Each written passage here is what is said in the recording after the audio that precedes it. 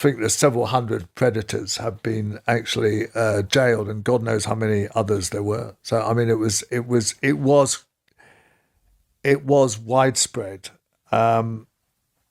There are some links between some of them, but as I suggest, I don't think it's all about paedophile rings. I think it's more about kind of individuals targeting these homes and then maybe linking up sometimes with each other.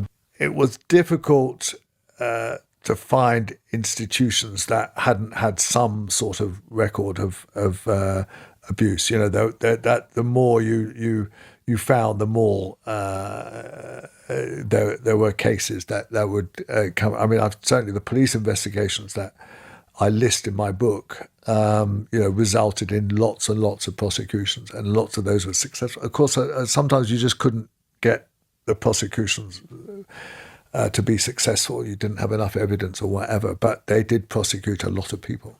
So in the 1970s, if a child reported abuse, could you give us a step-by-step account of what would happen next? Well, the problem with that is who would they report it to, and who would be likely to believe them.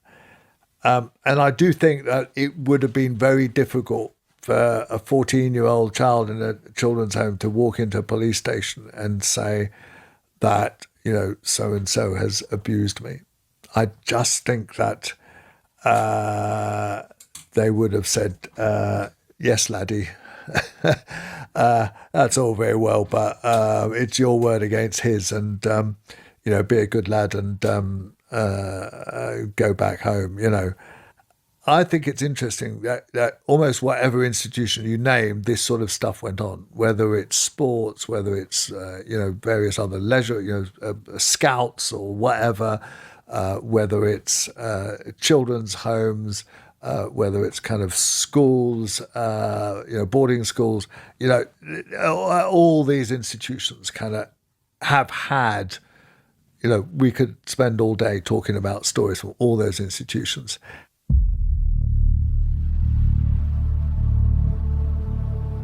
So my Jim Savage story is this.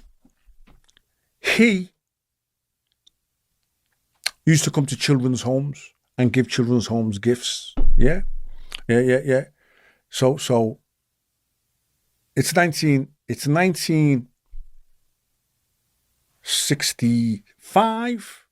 Yeah. My mum's had a breakdown. We've gone into care.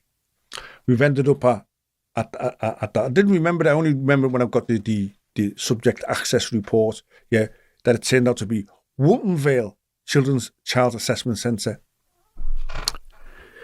In 1980, in the 80s, it was closed down as part of Operation Care. Operation Care was a police operation. There was 29 arrests. About 13 people went to prison for physical and sexual abuse on children. Yeah, right. That was in the 80s. I was there in the 60s. The copper that got my child files first, read them first, who was doing the historic, because I made an historic allegation. He comes in, he says, Stephen, I've read your child files. He goes, and they're harrowing. He said, they're harrowing to read. He said to me, you've got 2 brothers and 2 sisters. He says, are your elder siblings white? And they are. They've got, if I have a kid with a white baby, it looks white. With a white girl, it looks white. Their dad's my colour. My dad's full black. Yeah, right. So they look white. They went into foster homes. Yeah, me and my sister, because we were dark. Yeah, right. And it's Rivers of Blood speech time and Enoch Powell time. Yeah. They couldn't foster us, so they sent me to that Victorian hellhole. Yeah, right. In the 60s, he came. Yeah. He gave me the fire engine with a yellow ladder and a bell on it. Yeah, right. And he tried to feel me up. Yeah, he tried to feel me up, but I just automatically whacked him in the face, and a hard plastic ladder cut him on his eye, which stopped him. Now, I was moved from that home on the 23rd of December, which is the day before Christmas Eve. Who gets moved? This is the questions that I wanted to ask in the court.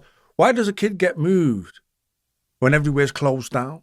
Yeah, when everybody's starting the Christmas break, yeah, right. I got moved because of that incident. Yeah, it's nowhere in the paperwork, but I was there and he was there. Yeah, right.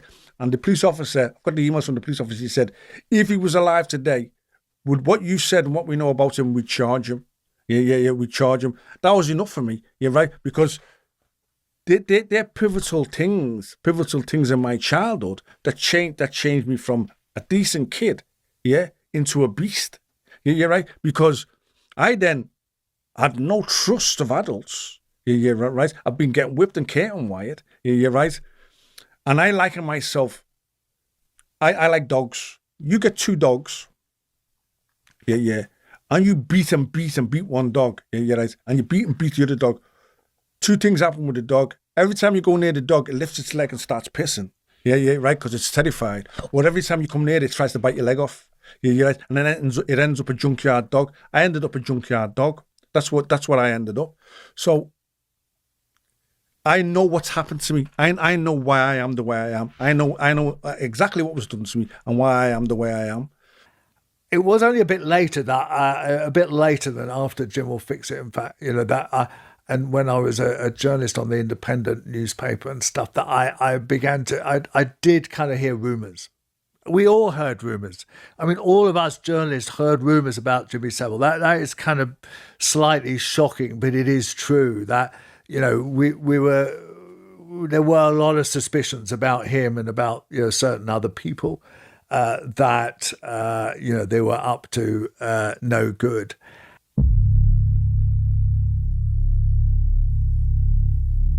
Jimmy Savile went to Beecham in 1972, and I remember being in the dormitories and looking out and seeing these Sunshine coaches that are linked to Jimmy Savile.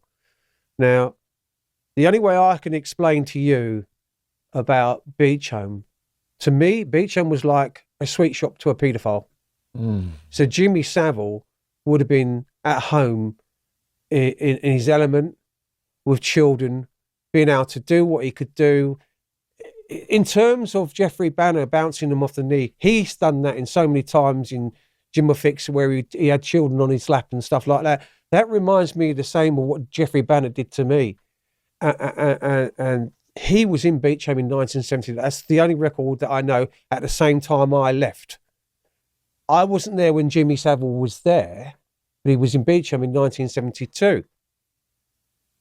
But it is with the benefit of hindsight. But when you watch, particularly Top of the Pops, which is this big pop show that went out once a week with all the latest hits and stuff, and years, and it had different presenters every week, and Jimmy Savile would be there, and he always had his arm around some young woman or some boy. There's a video on YouTube on Top of the Pops where he's got his hand up a girl's skirt. Yeah, and it's number 1 time. Still, some of Savile's behaviour was in the open. Dame Janet says the lady in distress here on the left later complained about being groped on Top of the Pops.